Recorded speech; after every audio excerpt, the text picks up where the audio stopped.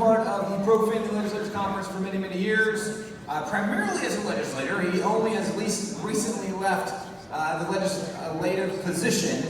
Ken Ivory is someone that if you've been here before, I am sure that you have met Ken. You are familiar with him. He used to help lead what Jennifer Fielder is doing now in the American Lands Council. He now is working as a professor teaching federalism, which is a really great thing for college students to learn. Most Americans have no idea what that is, nor how it applies in any level of life whatsoever, but Ken Ivory is someone who has been helping champion this cause for a lot of years, and now he has some new initiatives, which is part of what we wanted to come talk to you guys about. But please join me in welcoming Ken Ivory.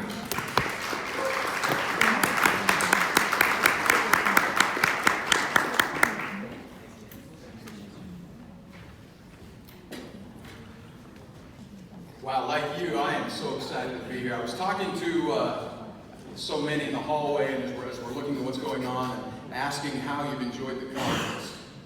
And the words that come out are rejuvenated, inspired, refreshed, ready to go back and take on the responsibility. And I think this is my 6th year coming to the Pro-Family Legislator Conference, and I felt that every single time. And I guess as the last speaker, it's my honor and opportunity to thank David and Tim. Hopefully they didn't sneak out. David and Cheryl and the amazing Wallbuilder staff. We're so great to see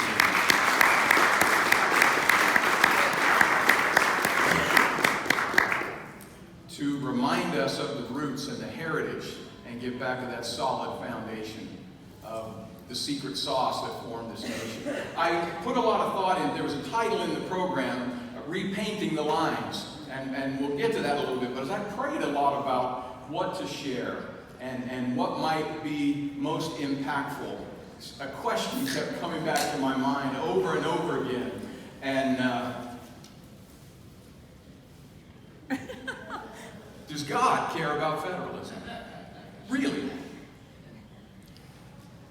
And that question kept lingering in my mind. I thought, I'm going to go with that. Does God care about federalism? And with your permission, I'm going to make that case to you all today. Because I know He does. 10 years ago this month, I was about to win my first election to state office. And our family was reading the Constitution, and we got to Article 6. It said, the members of the state legislature shall be bound by oath or affirmation to uphold the U.S. Constitution.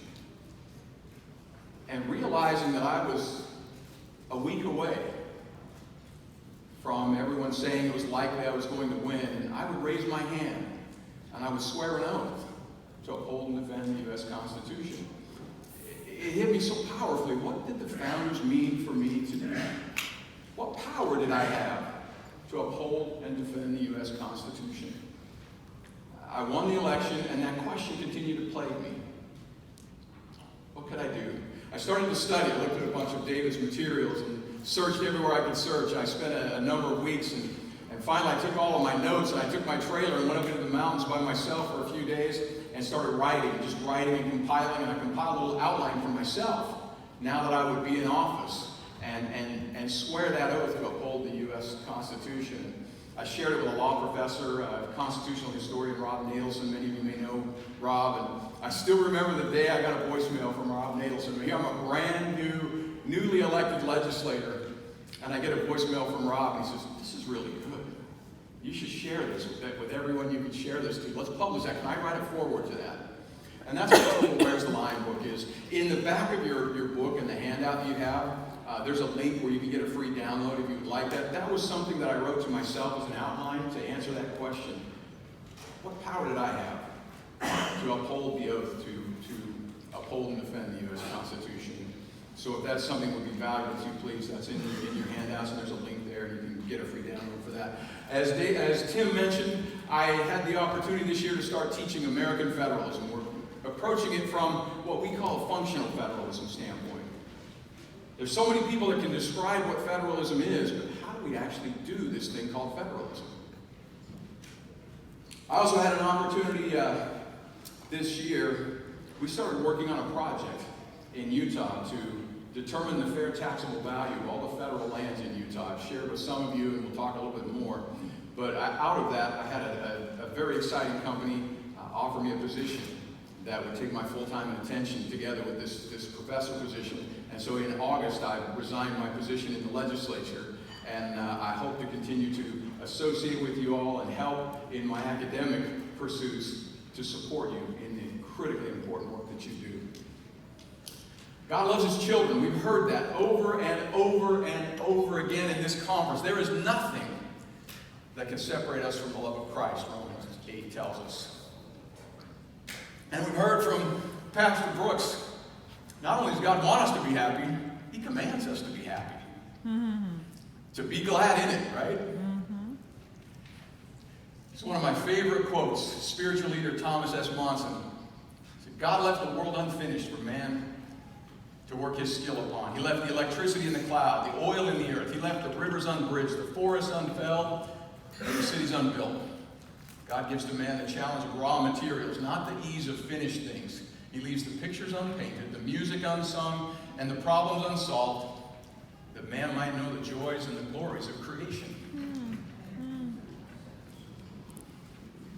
Our happiness comes from creating as our Father creates. To create, we need to be secure in our life, liberty, and property. And we were given the greatest happiness formula that has ever existed on the history of the earth. We hold these truths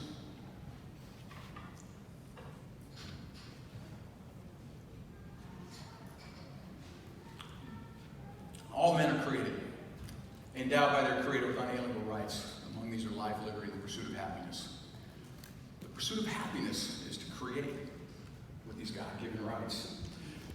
To secure these rights, governments exist among men. But the great debate was, what kind of government? Democracy? No, that is as short in its life as it is violent in its death, Madison tells us in Valley 10. Republic? We knew it should be some form of a republican government. But a single republic, separated by legislative, executive, judicial separation of powers, that wouldn't work. It's such an extensive territory. So diverse. Founded on the principles of self-governance. So in America, in the compound Republic of America, the powers were divided among two distinct governments.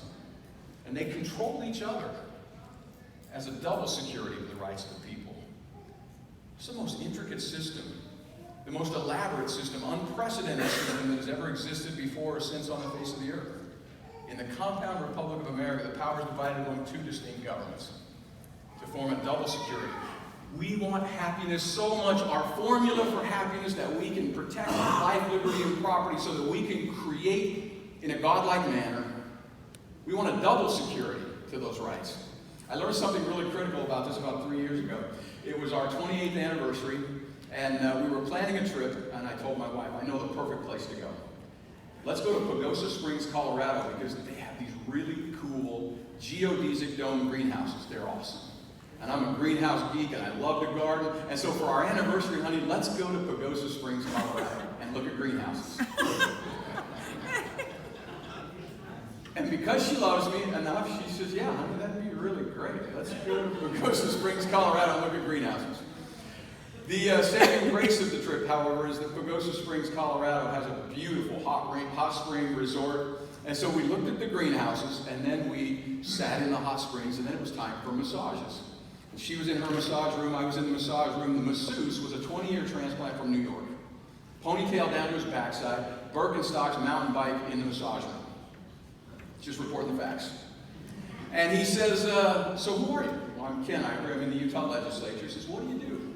And I think if I tell him federalism, I may as well speak to him in Japanese. I said, well, let me put it this way. You've got that bike there. There's writing on the tires. Do you know what's written on the tires? He says, oh yeah, that's a tire pressure. I said, do you know how much a tire pressure is? He says, sure, it's 55 pounds per square inch. I said, well, what if your front tire is 105 pounds and your back tire is 5, less than 5? He says, oh, that'd be a disaster.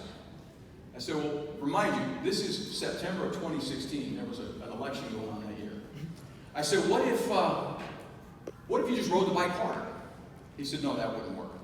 I said, what if you got Lance Armstrong all hopped up on steroids to ride the bike? Maybe that would fix your problem. He said, no, that wouldn't work. I said, I got it. What if you just steered the bike harder to the right, or maybe you steered harder to the left? No, that doesn't work. He says, you have to fix the bike. I said, that's what I'm working on.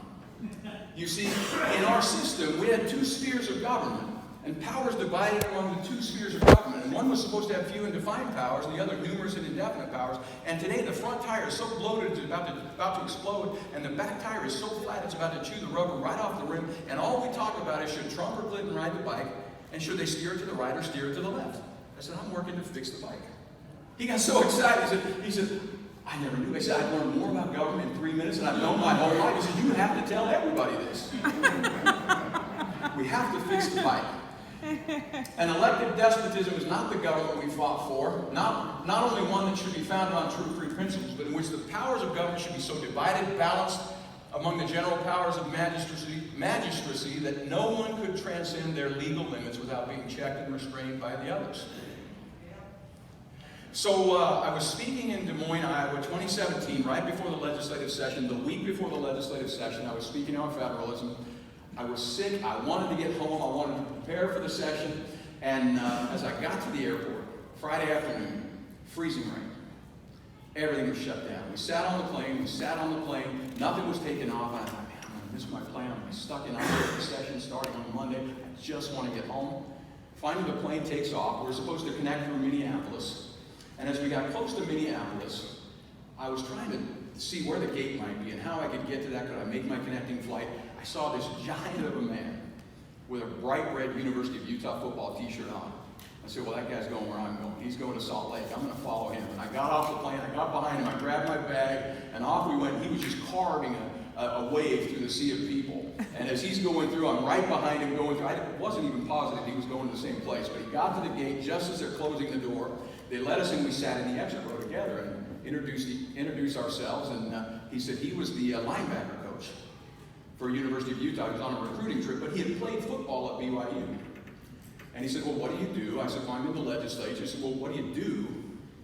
And I said, well, again, if I do federalism, I said, let me see if I can put it this way. This game, BYU-Utah, if you know Utah football, that's called the Holy War. And it's a pretty big deal. I said, that's kind of a big game, right? He says, yeah. I said, the week is different, isn't it? He said, yeah. Practice is different, right? Yeah. He said, the media is different, preparation is different, Saturday morning the speech is different, you get ready to run out of the tunnel, it's different, the stadium is packed and it's different, it's just electric. Imagine you get on the 50-yard line and you get ready to buckle your chin strap, you're facing off against the other team, and you look down and there are no lines on the field anywhere. He said, oh, that'd be a disaster. I said, that's kind of what government's like today. There are no lines on the field. We don't know where the line of scrimmage is, and we don't know what's out of bounds anymore. We don't know what a first down looks like, and we don't know what the end zone looks like anymore. And you've got two teams that have a healthy competition, and we don't know where the lines are anymore. So I'm working to repaint the lines on the field. That's what federalism is about. Lines. James Wilson said, we drew the line with as much accuracy. The Constitution deserves praise for the accuracy with which we drew the line. We drew the line as minutely as was possible. That's what they did. That's what they gave us. In the limits, of course, you know James Madison, Federalist 45, he said that the powers delegated to the federal government, few and defined, those reserved to the states, numerous and indefinite. Very clear lines, very clear limits. And then it was intended to be balanced. Alexander Hamilton in the New York Ratifying Convention, this balance between the national and state governments ought to be dwelt on with particular attention. It is of the utmost importance because it forms, again, a double security to those rights of the people that allow us to pursue happiness. So when I was a young man, I'll tell you a secret if you promise not to tell anyone. I had a nickname as a young man, and I absolutely hated it. And if you promise not to tell anyone at all, I'll share with you because the scars are still painful. They're still deep. So if you're ready for this, I had a nickname as a young man. They called me Chunky. You believe it? Is that terrible? Chunky, right? I hate it. I still hate it. I still hate it. There was only one advantage in my mind of being chunky because I got to be at the end of the tug of war. When they had the tug of war, I was at the end of the rope. I never got pulled into the mud. And as they would line up, they would go, everybody's pulled in the mud, I'm just hanging in the back. Our government is like a tug of war. It was designed that way. It was designed to have healthy tension. 1 against 13. Madison and Hamilton both said it's no contest at all. 13 sets of representatives against 1 set of representatives. They've got they're closer to the people. They have more powers. It's no contest at all to keep this balance. The states have to pull. They don't have to pull. They have to pull all the way. Or they don't have to pull hard, but they have to pull always. But as 13 states became 50, one by one, they began dropping the rope. I forgot why we're pulling the rope in the first place. I'm getting tired of pulling the rope. You drop the rope, I'm going to drop the rope. You know, that big guy is looking pretty scary, I'm going to drop the rope. You know, that guy on the other side, he's paying me not to pull on the rope. And one by one, all 50 have dropped the rope, and all of it is on the federal side. And our language today is maybe we can get somebody on the other side to push on the rope. Maybe if we get somebody really good in Washington, they can push on the rope. It's never designed to be that way. We have to pull. We have to pull together. We don't have to pull hard, but we have to pull always. State legislatures will, this is James Madison introducing the Bill of Rights in Congress. The state legislatures will jealously and closely watch the operations of this national government and be able to resist with more effect every assumption of power better than any power on earth can do, because the state legislatures are the sure guardians of the people's liberty. Justice Kennedy, in the dissent in the NFIB decision, said the framers considered these structural protections of freedom, separation of powers and federalism, to be the most important ones. That's why they were put in the Constitution and not left to later amendment. This has become the motto of our Federalism Committee in Utah. The fragmentation of power produced by the structure of our government is central to liberty. And when we destroy it, we put liberty at peril. You remember what George Barna said with data? The data backs it up. George Barna said, the people want to be happy. This requires liberty. Liberty requires limited government. And I would add, limited government requires you. And so in your books, in your handouts, we have a model, potential model resolution. We have to pull. Washington is not going to push. It's not going to happen. It was never designed to be that way. This was an intricate system that requires that healthy tension. It requires us, and fortunately, as state legislators, we have agents. We have ALEC and NCSL and CSG that work for state legislators.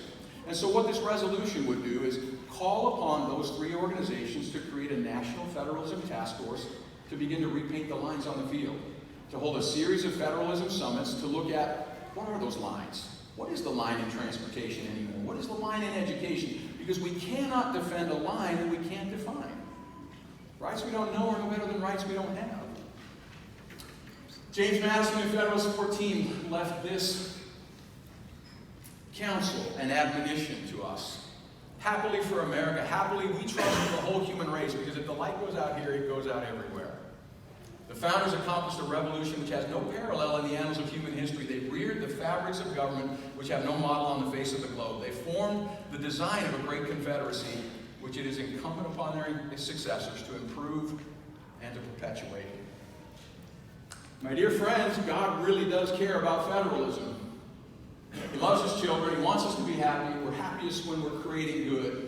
Creating good requires security in our life, liberty, and property, and governments exist to secure these rights. And it's the divisions and the limits and the balance that secure that liberty as a double security of the rights of the people. And you're the sure guardians of the people's liberty. God's raised you up for such a time as this, to restore the structure and the system, not the rider, not the direction. We've got to fix the bike. To improve and perpetuate the design of some unprecedented structure, enabling Americans to happily create good to the glory of our amazing God. God does care about federalism. That's why he called you to repaint these lines on the field. I'll just close with this. I love this quote. I heard it from David Barton the first time, and I'll use it to close out. Ronald Reagan said, "This is a wonderful time to be alive. We're lucky not to live in pale and timid times. We've been blessed with the opportunity to stand for something." And Dear friends, I encourage you, look at that resolution. Now as an academic egghead in the wonderful Constitutional Studies Center at the Utah Valley University, I pledge my full support to help you. We're building a federalism index. We have some amazing tools on federalism curriculum, and please let us know what you need. If you're able to work on this, we want to coordinate with you. It's up to us to bring this back, to restore these lines and divisions on the field. And that great Hamilton line, I know that history has its eyes on you. Thank you so very much.